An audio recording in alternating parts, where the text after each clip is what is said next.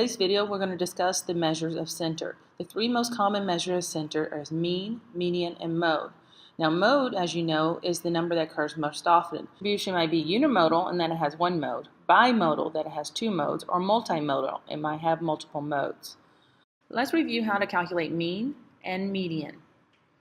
Mean, symbolized by x with a bar over it, x bar, which we often think of as average. To compute the mean, we find the sum of all the values of x, and then we divide by the number of data points we have. So mean, you can visually think about it as mean is the balancing point. It's, as you can see in this graph, it's the point where it balances all the data. And let's look at how to compute the mean. Let's look at this easy example. To find the mean, we add up all our data values. So I'm going to take my summation of all my x's, and I'm going to divide by n. So x bar, make sure you use this notation when you show your work, is 1 plus 2 plus 3 plus 4 plus 5 plus 6. And then I'm going to divide it by how many data entries I have, in this case 6. Simplify my answer down, I get 3.5. So x bar, or mean, is equal to 3.5 in this example. The median is the number that divides the data set in halves. So you organize the number in increasing order, and the data entry in the middle is your median. If you have two data entries in the middle, you add the two middle numbers and divide by 2.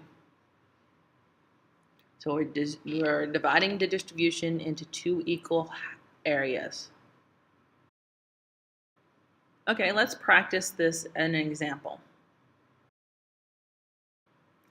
Okay, we're going to find the median from the following data set. Let's say I had the numbers 1, 2, 3, 4, 5, and 6. It's already in increasing order. If it's not, that's what you need to do first. And then you find the number in the middle.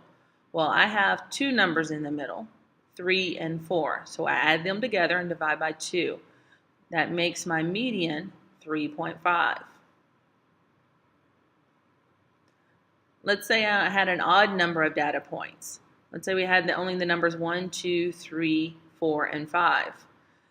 It's already in increasing order, and I just find the number in the middle, which is 3. So my median is 3 in this example.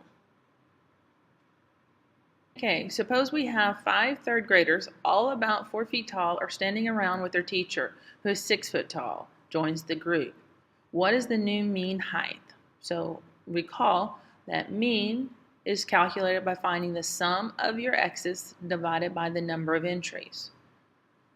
So mean, we have 5 third graders who are 4 feet tall, so I got to add 4 5 times.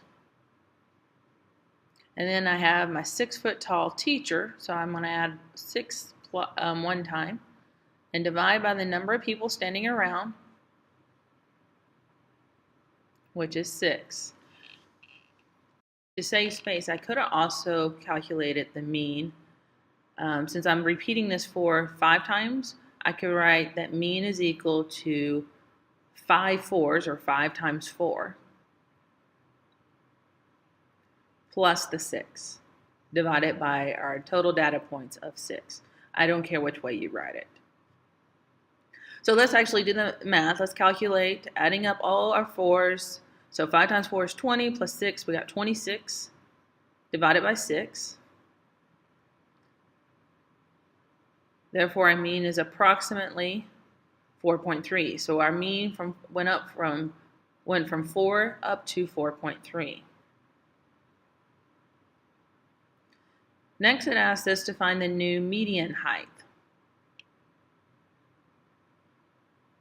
So median, remember I need to replace write the numbers in increasing order. So I have 5 4s, 5 people are 4 feet tall. Then I have my teacher, who is 6 foot tall. The number in the middle, so I have an even number of values, so 4 and 4. So when I add the 4 together by 2, I still get 4. So the median height was not impacted by the outlier of the teacher. The median is still just 4.